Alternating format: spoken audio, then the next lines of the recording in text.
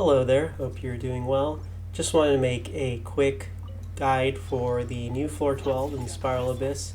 Um, they've changed they changed the rotation this patch, and it's frankly the hardest one that I've had to uh, battle since the release of the game.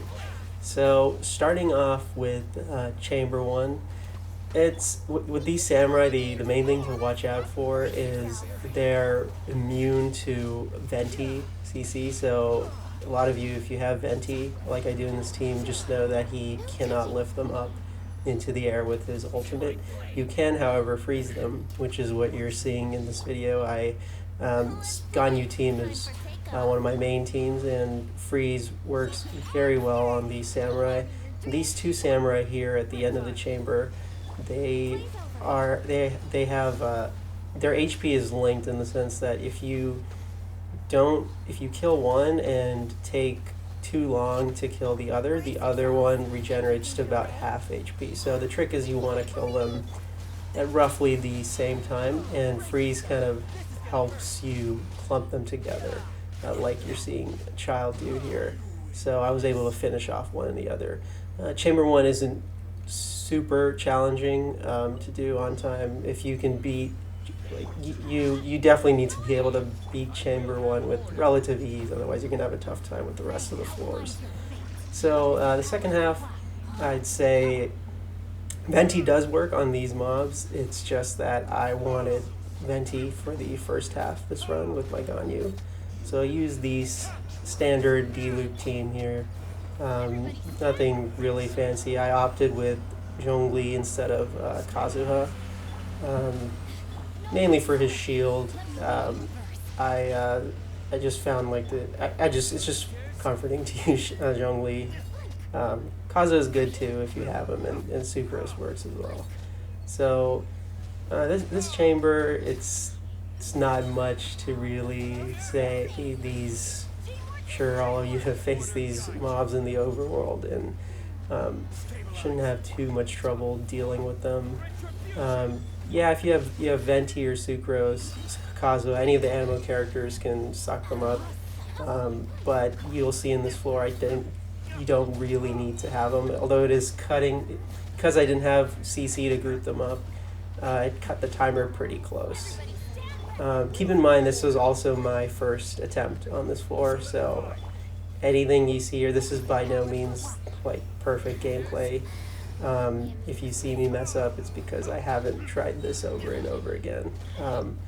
Just want to show that it is doable, even with a non-perfect clear. Chamber 2 is, let's see, what enemies were here. Yeah, the Metaturals, I believe, whatever, you know, whatever these guys are called. Yeah, this chamber was pretty easy. Don't think there was, like I said, I'm using a freeze team. Strategy is to freeze them, clump them up, kill them with Ganyu, kill them with Child. This team that I'm using, the Ganyu team, many of you might know the name Morgana. The problem is there's no Mona, because I don't have Mona. So stuck with Child. He's definitely worse than Mona on this team, but I have to make do with what I rolled on the account. So yeah, if you don't have Mona, you could use Shinkyu. You could use either him or really any Hydro, Barbara. It's just they're all worse than Mona, so keep that in mind. Yeah, this chamber was also relatively easy. It's really the second part of the chamber that took me a few tries to kind of get, which I'll get into after this guy's finished off. It's pretty much the sense that Ganyu carries the run. If you guys have Ganyu, definitely use her. If you don't, save for her rerun. Definitely save for her rerun. I strongly advise that you all pull at least one copy of her, especially if you're free to play and care a little bit about the meta. If you don't, it's perfectly fine too. Everyone plays differently, but if you do care about the meta, I definitely recommend pulling for her. So this enemy It's best that you use someone who's really good at single target DPS. So Diluc works well. Hu Tao's even better. I just don't have her. Um, and the trick is when he's at this HP, he's invincible for like 10 or so seconds where you can't damage him. So make sure to kind of keep that in mind and not blow your burst while he's invincible. And, the high tide and low tide, the only thing to keep in mind is when it's low tide. When it's low tide, use your burst, and when it's high tide, use your elemental skill. Because when it's low tide, you won't be able to regenerate particles for your team. So you're using your skills is kind of, it's not worthless, but it's just not as efficient. So yeah, I remember this cutting it pretty close with this guy. Like I said, these runs are not optimized. It's just more of like a first impression video. And yeah, I was able to clear it with about like 15 seconds left. So chamber 3, this chamber is like their DPS check. Yeah, one thing I noticed here, I actually used, if you have Venti or anyone who can jump up, I used hold E to kind of make the robot fly in the sky, and then you can shoot an arrow. I was kind of failing here twice, but I got it third time. You shoot an arrow, and that will paralyze him for a good amount of time. So basically, because he's stunned, you can damage him much easier, especially if you're using an archer, because he's not flying around the room. So that's a little trick. Can run up to him right at the beginning like I did. If you have Venti, Kazuo works. Anyone who can kind of launch themselves in the air will force him to fly up in the air so you could shoot him down. And then these 3 robots, I'll be honest with you, I have no idea what they do. I never bothered learning, just assume that they're annoying. And the reason I can do that is because I'm using freeze. I highly recommend use some sort of freeze team on this chamber. It just makes things so much easier.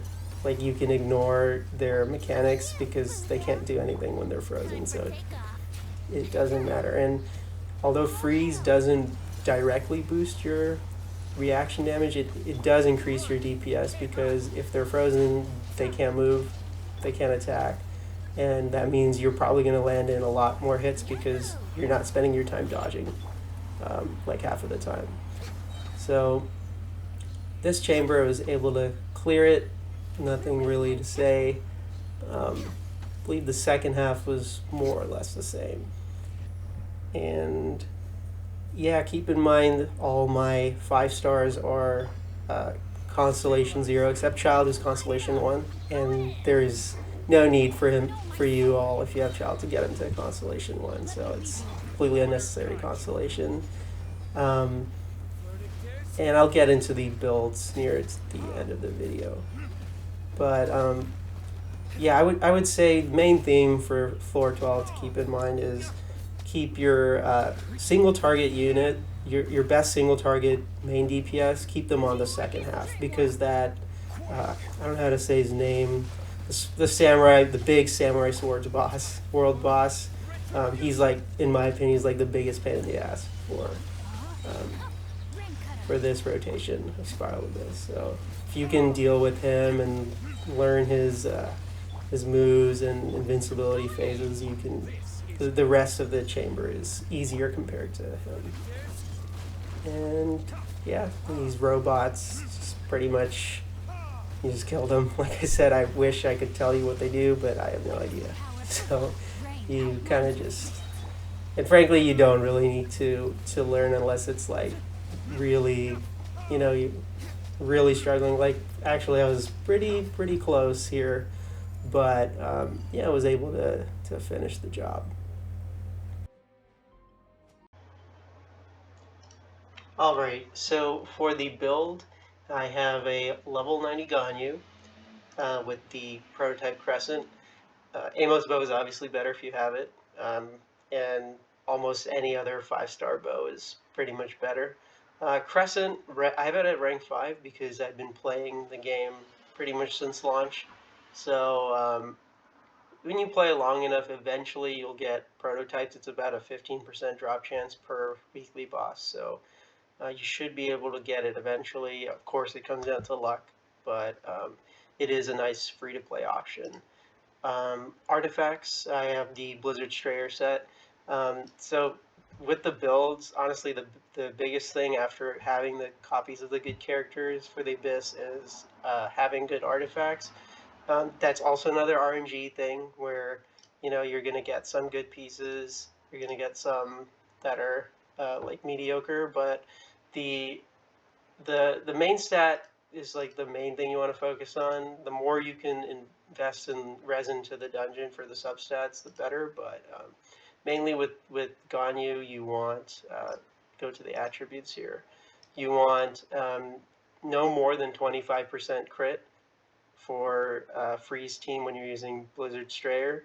I have 26 because 25. If you have a little bit more, it's fine. But ideally, you want 25% crit rate because the rest of the crit comes from other aspects of the kit and the artifact set bonus. And then you want as much crit damage as possible. And of course, Constellation 0. And the talents, I have it at 11, 8, and 9.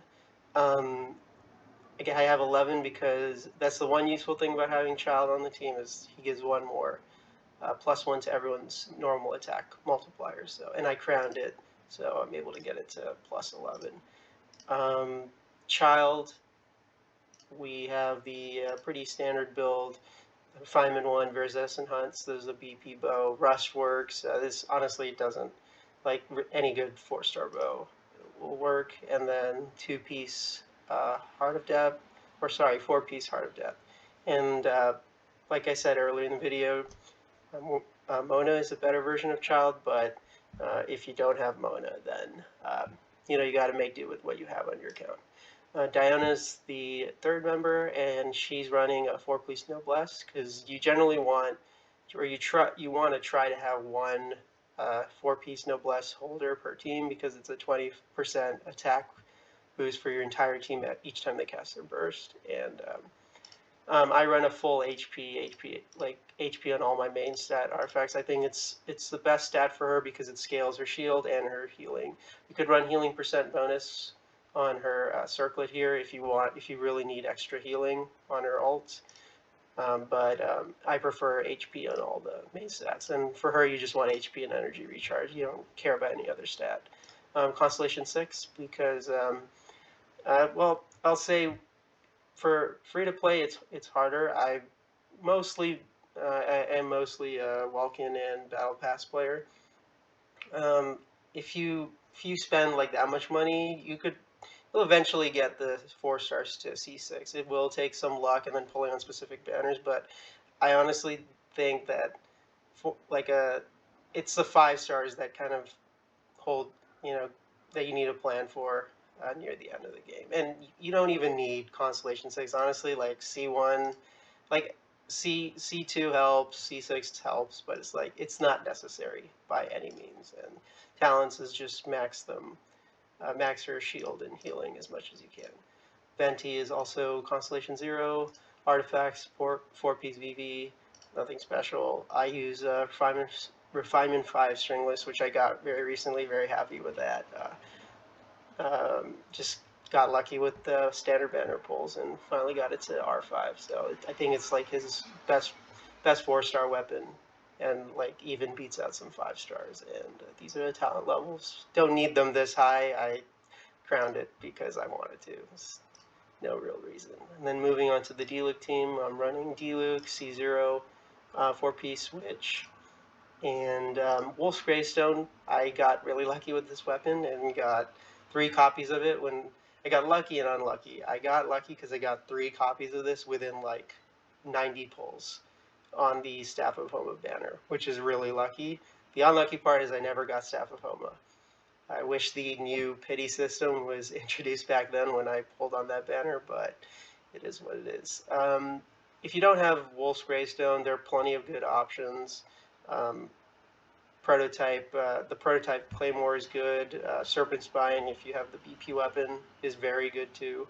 So, and if you have like really any 5-star Claymore will work. So no need to worry if you don't have this weapon. And Bennett I have him at Constellation 5. Don't recommend C6. I don't think it's worth it. to unlock this constellation. Talents as high as you can. Artifact is he's my noblesse holder, 4-piece, and the stats are healing bonus, HP, and energy recharge. Um, Honestly, the main stats don't really matter. Just get enough energy recharge on him so you can cast burst consistently. And then his weapon is Aquila, which I got off I don't know if it was a standard or a weapon banner, but I use it because of its high base attack, which helps his ult, or sorry, his burst. The physical damage bonus is pretty much wasted, but like I said, I only use it for the high base attack, which helps his Q. And then this is my Xingqiu. He has a R5 stack sword, 2-piece noblesse, 2-piece heart of depth, and then he's C6, and just get his talents to as high up as you can. And the last member was Zhongli, which is 9-8 or 4-9-10 C0, 2-piece noblesse, 2-piece Petra. I think on thinking about it, like the better build for him is to make him a shield bot. I think his ult is good, but in the Abyss, his most useful thing is the shield, and you kind of want to maximize that. So like ideally, you run 4-piece tenacity of the Millilith, and then on his main stats, you go HP, HP, HP for these three, instead of geo damage and crit. But it's fine. I mean, like I said, you don't have to sweat it so much. It's just important that having this character in the first place is already a win. So I also recommend pulling for him if you don't have him when his rerun comes around. And then weapon, it doesn't matter. I use Deathmatch because I run this crit build to help his crit rate, but it really doesn't matter. Use Black Tassel for the HP, 3-star weapon. And yeah, that's pretty much the builds. There's no, like I said, there's no need to have the character, the 4 stars at C6. It's nice. Like, the more refinements on your weapons, the more constellations you have, it's nice, but I truly believe it's not necessary to beat this current Abyss. And let me know in the comments below if you'd find the video helpful, and if you'd like to see maybe a run where I don't use Ganyu, because I know not everyone has Ganyu. I could use my Kaching. I got her at C2 because I was lucky, or honestly unlucky because I don't have Mona. I would have preferred Mona, but yeah, I could try Kaching. I have her built. I could try Ningguang and see if I can clear. Let me know if that's interesting for you all, and if you'd like to see other characters. So maybe you have Ningguang and Kaching and want to see how you could beat Spiral Abyss with these characters. But yeah, that'll be it. Thank you so much for watching this video, and I hope you have a great rest of your day.